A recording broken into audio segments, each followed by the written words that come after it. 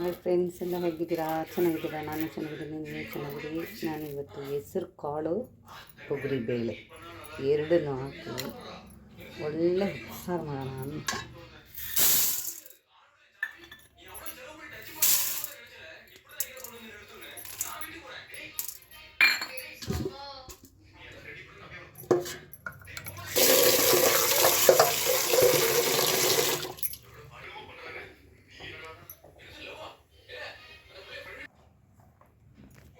ನುಗ್ಗೆ ಸೊಪ್ಪಿನ ಸಾಂಬಾರು, ಉಪ್ಸಾರು. ಒಂದು ಕಟ್ಟಿಗೆ 5 ರೂಪಾಯಿದು. ಊರಿಗೆ ಹೋಗಿದ್ರೆ ಫ್ರೀಯಾಗಿ ಇಟ್ಕೊಂಡು ಬರ್ತಿದ್ದೆ.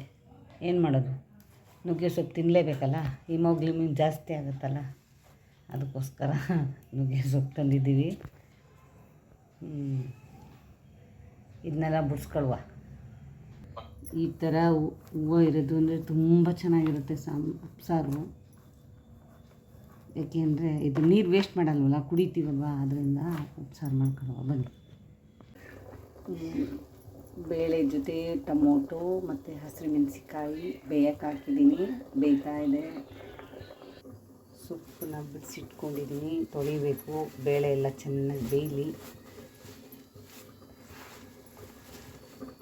ಇದು ದಿನ ತಿಂದರೂ ಏನೂ ಆಗೋಲ್ಲ, ದಿನ ತಿನ್ಬೋದು. ಆದರೆ ಸಖತ್ ಹೀಟು. ದಿನಾನೂ ಯೂಸ್ ಮಾಡಿದಷ್ಟು ತುಂಬ ಒಳ್ಳೆಯದು. ಇದ್ರ ಬಗ್ಗೆ ಸಾಮಾನ್ಯವಾಗಿ ಎಷ್ಟೋ ಜನಕ್ಕೆ ಗೊತ್ತಿರಲ್ಲ, ಗೊತ್ತಿದ್ದರೂ ಮಾಡಲ್ಲ. ಒಂದೊಂದು ಸೊಪ್ಪು ಕಹಿ ಬರುತ್ತೆ, ಒಂದೊಂದು ಸೊಪ್ಪು ಕಹಿ ಬರೋಲ್ಲ. ನಾನು ಯಾಕೆ ಈ ಥರ ಹಾಕಿದ್ದೀನಿ ಅಂದರೆ ಕಡ್ಡಿಲೇ ಇರೋದಲ್ವ, ಕಡ್ಡಿನೇ ಬಿಸಾಕ್ಬಿಟ್ರೆ ಬರೀ ಎಲೆಯಲ್ಲಿ ಏನು ಪ್ರಯೋಜನ. ಅದಕ್ಕೆ ಕಡ್ಡಿ ಸಮೇತ ಸ್ವಲ್ಪ ಸ್ವಲ್ಪ ಹಾಕ್ಕೊಂಡಿದ್ದೀನಿ ನೋಡಿ. ಭಾಳ ಚೆನ್ನಾಗಿರ್ತದೆ. ನಮ್ಮ ಕಡೆ ಎಲ್ಲ ಉಪ್ಸಾರು ಅಂದರೆ ಇದ್ರ ಜೊತೆಗೆ ಹುಳ್ಳಿಕಾಳು ಕಾಂಬಿನೇಷನ್ನು, ಬೇಳೆ ಮತ್ತು ಹೆಸರು ಕಾಳು ಹಾಕಿದ್ರೆ ಟೇಸ್ಟ್ ಒಂಥರ ಇರುತ್ತೆ. ಅದಕ್ಕೋಸ್ಕರ ಚೆನ್ನಾಗಿತ್ತು ಅಂತ ತೊಗೊಂಡೆ, ಸೂಪರಾಗಿತ್ತು ಅಂತ. ಚೆನ್ನಾಗಿದೆ. ಎಲ್ಲ ಬಿಡಿಸಿಟ್ಕೊಂಡಿದ್ದೀನಿ, ಅದು ಬೇಳೆ ಬೆಂದಿದೆಯಾ ನೋಡುವ. ಬೆಂದಿದೆ. ಇವಾಗ ಸೊಪ್ಪು ಹಾಕುವ.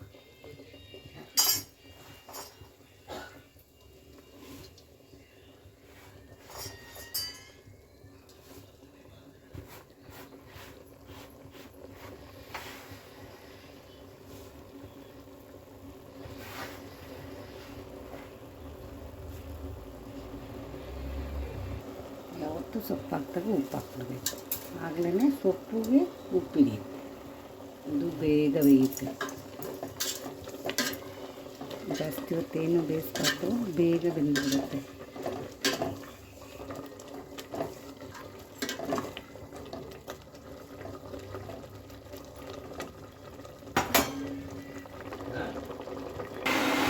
ಆಗಿದೆ, ಈಗ ತೆಗೆದ್ಬಿಡುವ.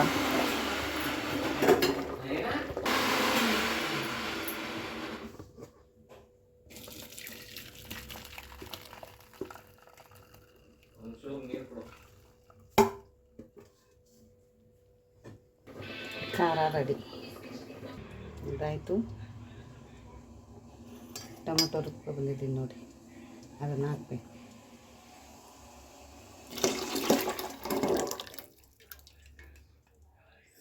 ಸಾಂಬಾರು ಬಾಂಡಿ ಇಟ್ಟಿದ್ದೀನಿ. ಸ್ವಲ್ಪ ಎಣ್ಣೆ ಹಾಕೊಳ್ಳುವ, ಜಾಸ್ತಿ ಬೇಡ.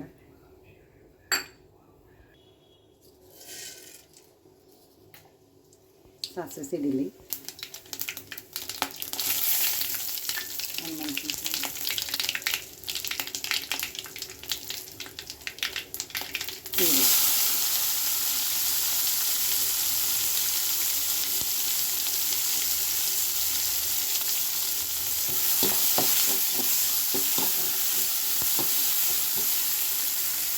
ಸ್ವಲ್ಪ ಕೆಂಪು.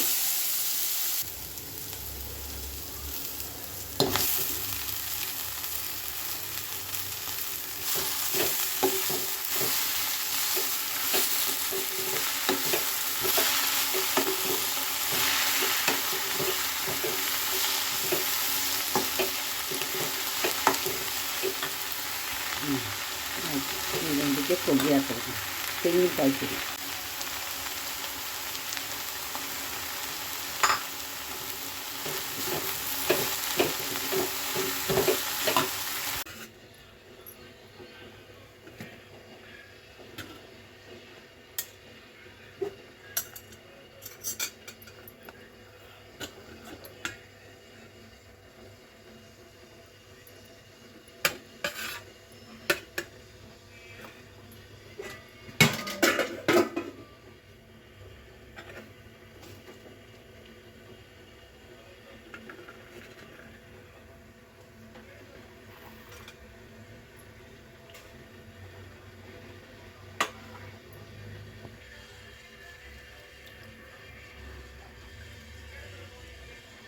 ಸ್ವಲ್ಪ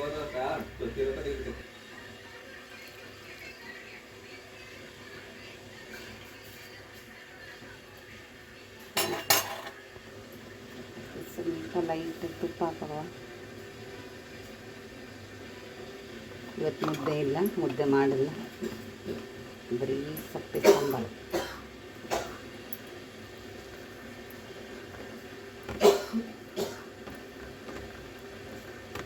ಬಿಸಿ ಸಾರು ಜೊತೆಗೆ ಸೊಪ್ಪು.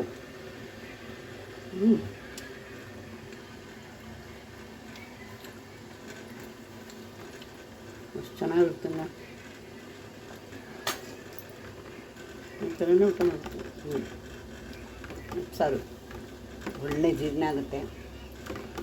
ತುಂಬ ಚೆನ್ನಾಗಿದೆ ಉಪ್ಸಾರು, ಸಖತ್ತಾಗಿ ಬಂದಿದೆ. ಸಾಂಬಾರು ಟೇಸ್ಟ್ ಚೆನ್ನಾಗಿದೆ. ಕೊನೆ ತನಕ ವೀಡಿಯೋ ನೋಡಿ.